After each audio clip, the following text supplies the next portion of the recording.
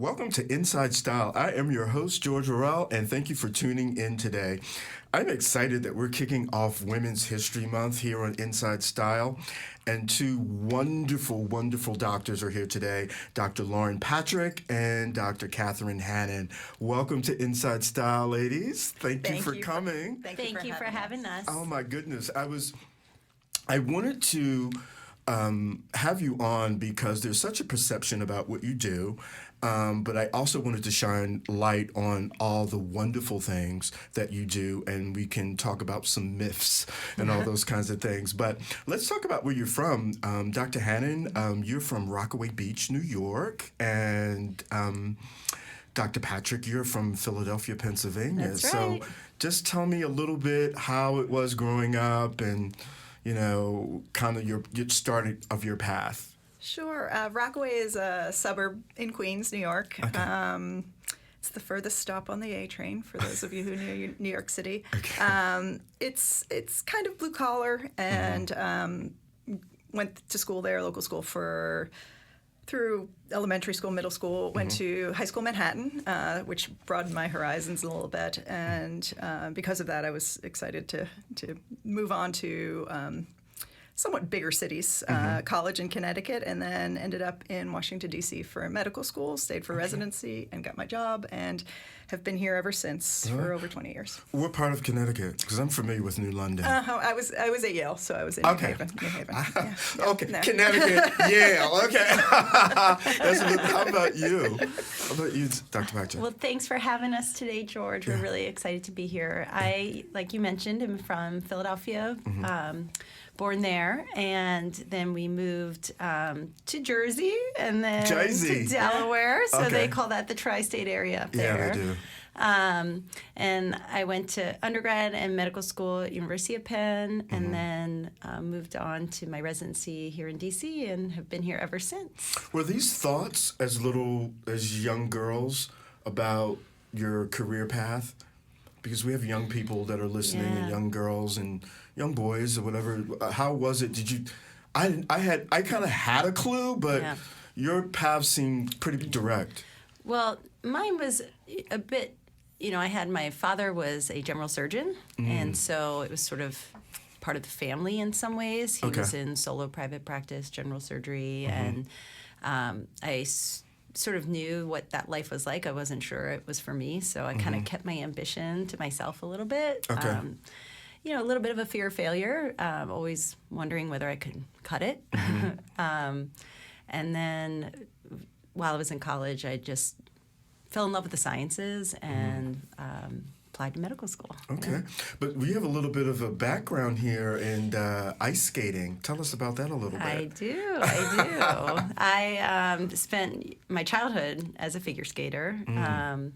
So I trained at the University of Delaware, which is at the time where Tara Lipinski trained. And, a lot of... It was sort of a high level. Yes, very much so. A lot of time commitment. Yeah, before school and after school kind of a thing. It was wonderful. It taught me the idea of the pursuit of personal excellence. And I think that that's something that, while I don't skate anymore, you take to other parts of your life. Do you think you would have taken that path to say, I'm just going to do skating, or... Well, my parents were not the type that thought sports were the sort of end game, if you will. Right. And so they always said that they supported me with athletics, but that ultimately an education was the ticket for, a happy and fulfilling life. What was your first job right out of college, out of medical school? Well, after medical school, you immediately start residency training. And while you get a paycheck, that's actually subsidized by CMS, by Medicare. So our salaries are paid for 5 years. And the wages, if you did the math back then, when we were in training, it was the 80-hour work week, sometimes 100 hours work week. It was definitely less than minimum wage. But I held lots of odd jobs through the years. I worked in a pizza place. I worked in a record store back when we had CDs and tapes. Yeah. I've done, lab research, I've done computer research, I've done lots of little things along the way. Do you think that adds to when you're seeing your patients from different walks of life and all those things that you have had those personal experiences so that you have a connection? I think absolutely. I relate in the retail space, which I look back on. I can't say fondly, but I certainly took a lot from that. What we don't get in medicine, and for our listeners who are considering a career in the healthcare field, specifically medicine, we get very little education in the financial aspects of running a business, of managing your money, and there's certainly no accounting classes or any of that.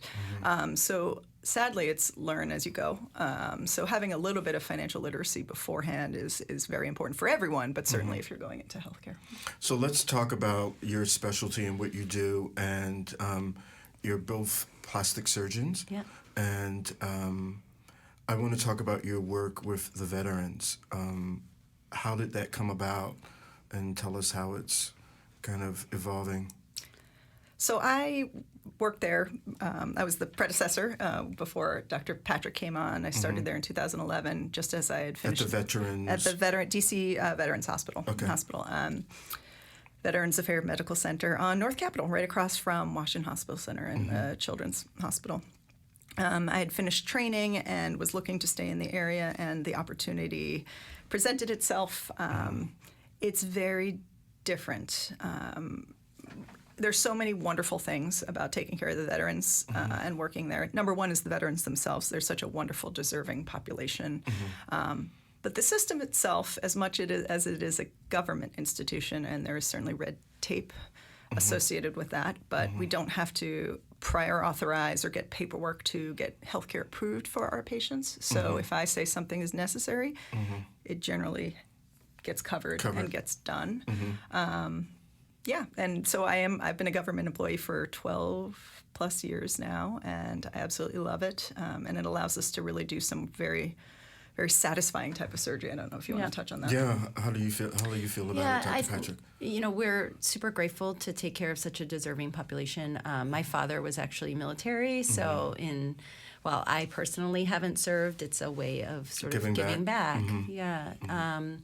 And we get to operate from head to toe, healthy and sick, patient population that really need this work. So the type of work we do is basically cancer reconstruction. So whether that's skin cancer or breast cancer reconstruction or head and neck cancer reconstruction, those are the types of things we generally do at the VA.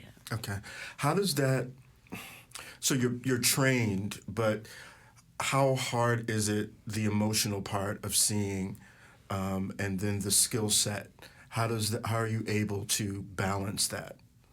If that's we are very well trained in that our residency, our apprenticeship maybe is a good way to sort of say it, is 6 years for plastic surgery, sometimes longer, depending on how. Sometimes our colleagues first do general surgery for 5 years and then do several years beyond that. So we had the skill set. We are civilians. We are not veterans ourselves, so we can't not necessarily relate to our patients in that sense. But what we do see is people that have worked very, very hard and sacrificed a lot for their country, for us, quite frankly, and we give our absolute best to give back to them and give them the absolute best care. And the truth is that some of the care we provide actually has better outcomes than other civilian hospitals in the United States and shorter waiting times. What are you seeing coming in? So when a veteran comes in to have surgery or reconstructive, is there a mental piece to it, meaning will they be able to see a therapist, or is somebody, is it all around, or is it just kind of pieced? Or so generally, once a veteran is found eligible to be seen at the DCVA, for example, then they get plugged in with a primary care doctor, and then the primary care doctor will sort of be the gatekeeper, if you will, to like the different services. So to see us in plastic surgery, it's patients who need reconstructive care. So they usually get referred either from primary care or from the service, like the breast cancer surgeon and that sort of thing. And so certainly a lot of veterans are in need of mental health, and that's actually a really wonderful aspect. I know that many of them really do love the care they get there. So, how are you able to balance? You know, I watch my mom, and I watch my friends. Most of my friends are women, and I watch them be able to be mothers, be sisters, be parents, and how do you balance all of that and still, you know, just be able to move through that journey and that path? Because you seem very happy people. It's a lot. I mean, we're not going to sugarcoat it at all. Yeah, please. I don't want you to say. I want. So- How do you? I mean, do you miss the mark sometime? Yes. Do you see what it is? Like, let's talk about that. Every day, Yeah. every day. Okay. Every day. Something falls through the cracks every day, and Yeah. something has to we have to give priorities to certain things.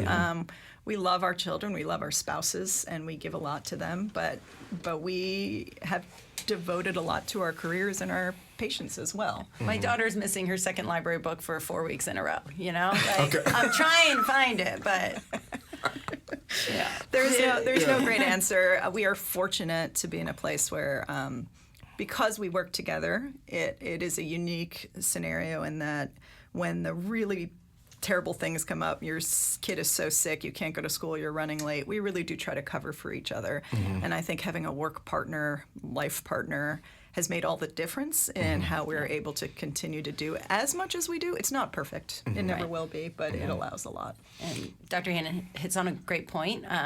We have created something together that we didn't really see modeled for us when we were coming through the plastic surgery ranks and training.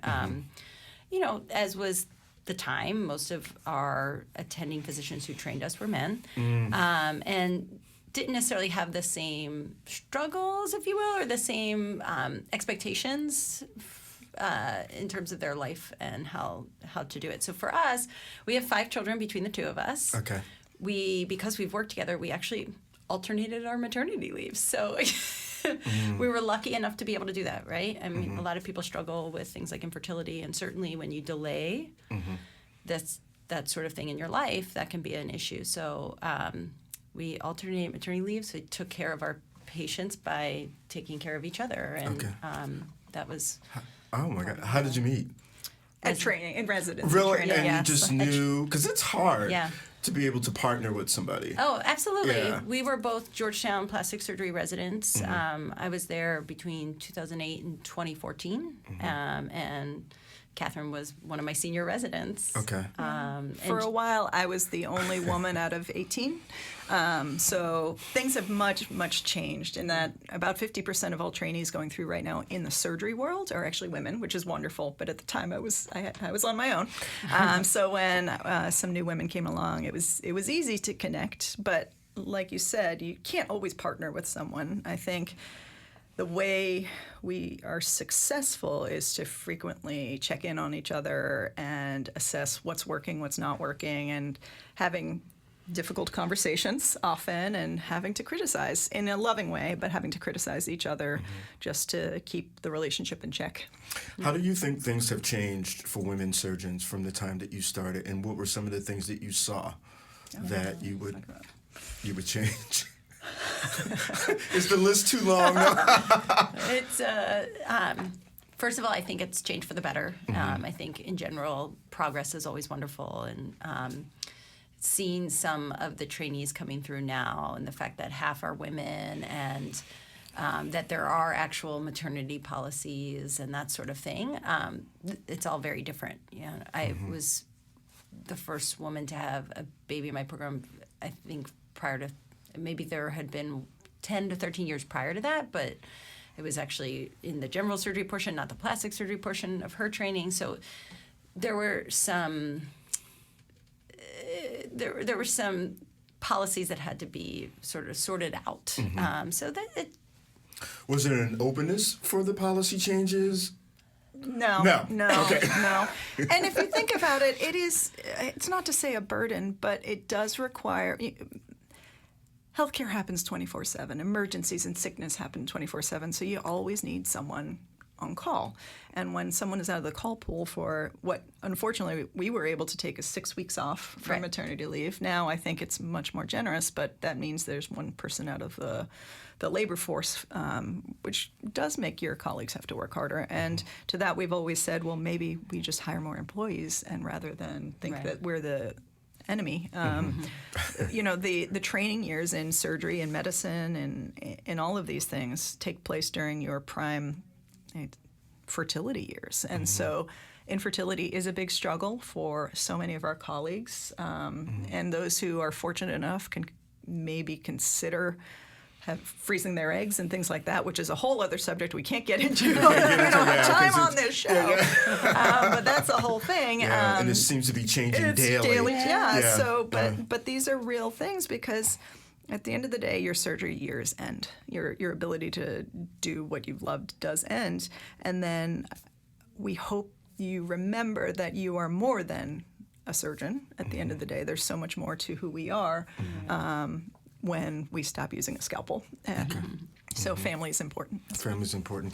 What do you think, what is it something that you do for yourself that's so personal, that's something that you look forward to, it's something that grounds you?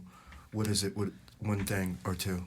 Well, I have a Tuesday date night with my husband. Okay. And I guess that's for us. But I think right now, at a time when we're raising kids and busy with our careers, carving out that time to be alone together is really meaningful. I'm sure we'll say things like exercise. Yes. And, Yeah. That's what I love. My Peloton bike. It has been my savior. It's my chapel. It's everything. And it's in my house, so I have no excuses. Choose not to do it. Yeah. What about travel? What's good for travel for you? To get I away. love to travel. Do you get the time? And we try to carve it out for because we are a partnership. You know, we always try to think about our schedules for the years together, and because we have partners at home, right? So we have to think about, well, what's their schedule like? What's our schedule like? But we do carve it out. And Do you vacation together or not generally, okay. Because usually of coverage and making sure our patients are taken care of. Weekend trips that are not far we have done. Yeah, and our kids do. They're all really good friends, and they love hanging out together. So yeah, it's a very unique thing, and sometimes I pinch myself that this is our reality, but we are very fortunate. Really? The reality of being able to have a thriving practice, have the family, and Yes, all of those kinds of things. So many are not given the opportunities, and not to say we didn't work for where we are today, but sometimes the cards just line up, and we realize how blessed we are. In that. Does it, the foundation, I always believe in the foundation. If you have that foundation, like growing up and with your parents and all those kinds of things, or a mentor, because many times we don't have that. Right. So do you believe in mentorship, or the young women or women that are coming, or men coming behind you, or looking for that? I agree. It's a foundation and then continued support throughout. I think, my parents were extremely supportive of me growing up.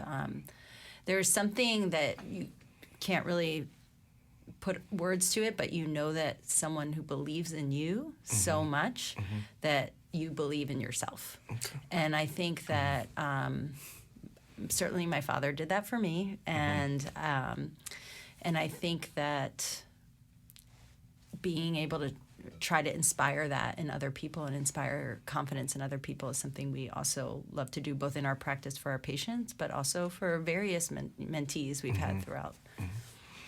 So we've talked about your work with the veterans, and we talked briefly before the show started about the plastic surgery, some of the things that we're seeing in the media and things like that. So do you have those, is that part of your practice as well, of seeing? Yeah. So we've been happily working along at the VA, and the one thing we cannot do for our veterans, and understandably for most insurers, is we cannot do more aesthetic surgery, cosmetic surgery. So several years ago, Dr. Patrick encouraged me to come along, and work outside the VA some, and we do, and we started small. And just this year, we have announced our own new practice, Washington Women Plastic Surgery. Congratulations. Thank you. Thank We're you. really excited. We've taken our model and refined it, and we work together on the vast majority of our surgeries. So you have four eyes scrutinizing the results, and we believe in that improves safety and outcomes. Minimizes surgical time, and it allows us to continue to improve our techniques. So when someone comes to you and says, I feel my nose is too big or my eye, what are your thoughts? What is the process? So generally, when a patient comes for a consultation in the private practice, we focus a lot on breast and body. So maybe a woman will come in and say she doesn't like that her breasts feel saggy and she would like them to be repositioned or have more volume or that sort of thing, or there's extra skin after having children, or a very common thing is that the muscles have separated, so she still appears pregnant even though she's not, that sort of thing. So then we'll have a long conversation, and we try to treat our patients like family. I try to tell patients, I'm having the conversation with you like I would my sister, and I'm not, I want the best for you. So we talk about options, and then go from there. If they're a surgical candidate, which of course we care whether they have health problems and that sort of thing, they can't be smoking cigarettes, that sort of thing, then we can consider surgical options for them. And that's what I'm interested in. Like, is it needed? Like, is that something that you approach too? Absolutely. Right. So, both the good and bad to what we do is no one needs us. But we believe that what we do it safely and with the goal of not changing who you are, but which I'm seeing a lot. Yes, we don't want you to look different. We want you to look more like a more refreshed version of yourself, like a different, well, not different, maybe better version of the problem that was bothering you in the first place. So just to build more confidence. Okay. So is it like a problem, or is it just I want to feel different or better? Yeah, about usually. Usually, I mean, most of our patients come in and say, like, this is the thing that bothers me. Like they're not, and usually if it's something that we can help resolve, then we can talk to them about it. And we do the consults. Generally, one of us meets with one patient, and then we will operate together, which is great because it decreases the patient's time under anesthesia. And like Dr. Hannan said, we have two sets of eyes. We're both board-certified plastic surgeons, so we're able to give opinions intraoperatively. Well, I think you can make that better. Do that, and then we'll push each other for the best results. Do you both have consultations after you've had your consultation? Like, do you talk about the patient that We one of you sometimes do, yeah, of course. We Like often if do. there's something that seems challenging or complicated, or what do you think we should do for that? Or do you think we should have this patient see, this person or whatever? Yeah, for sure.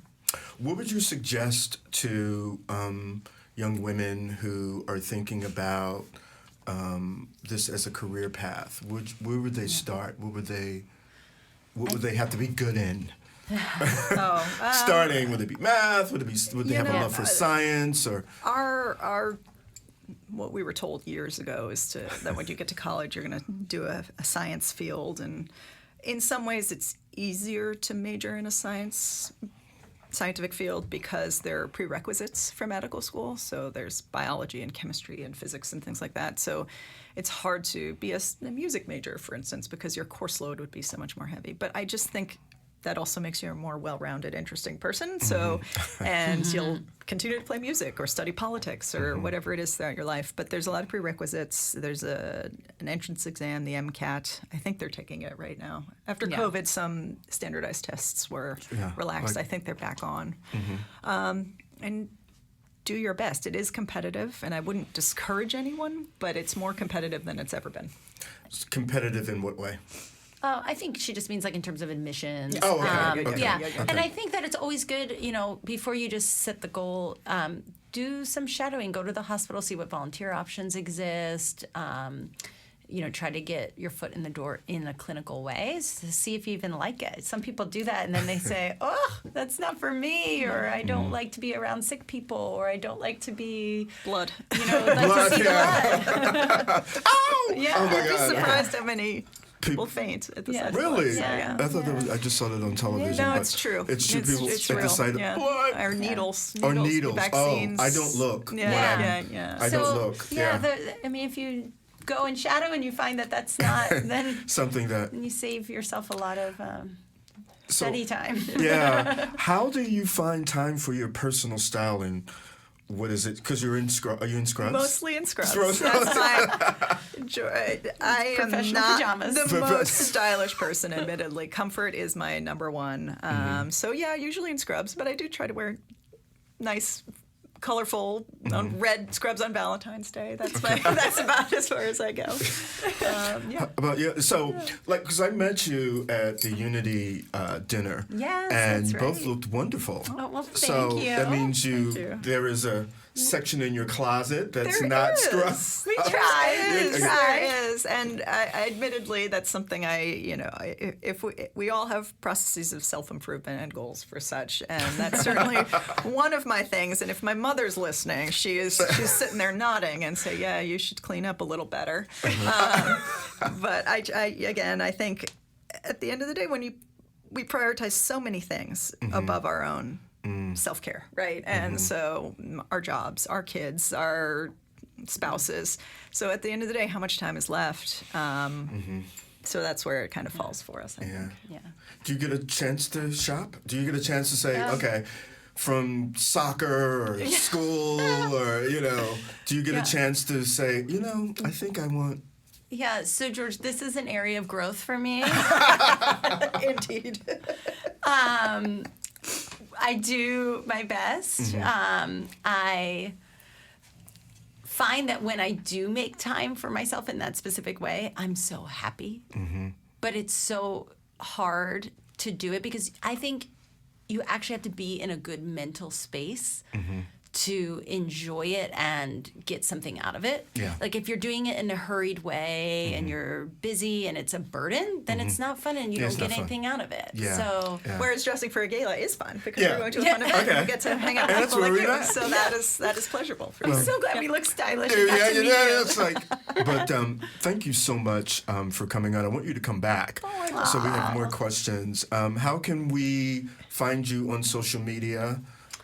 Well, we just started our new business Instagram page, which Okay. is Washington Women Plastic Surgery. Okay. And then we each have individual pages. Dr. Hannan's is At Dr. Hannan DC on Facebook and the other Instagram. Instagram. Yeah. Bolt. Okay. and my Instagram is Lauren Patrick MD. Well, thank you so much, and thank you for the listeners. Thank you for tuning into Inside Style, and I am George Varell. And remember that real style starts with being comfortable in your own skin. We'll see you next time. Thank you, George.